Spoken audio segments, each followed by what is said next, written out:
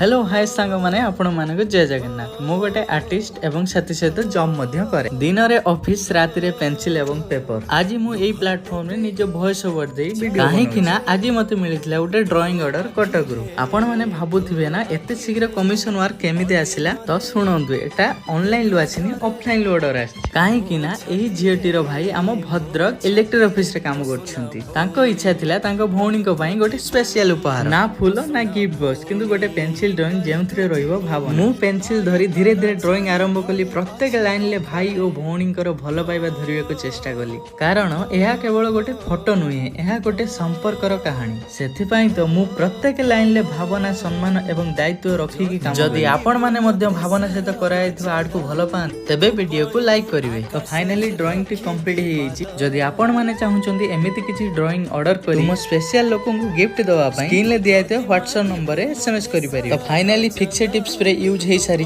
वर्तमान साइड रे थिया मास्किंग टेप गुडा को काढी दवा। वीडियो टी केमिति लागला कमेंट रे जणेबे। रहिली जय जगन्नाथ।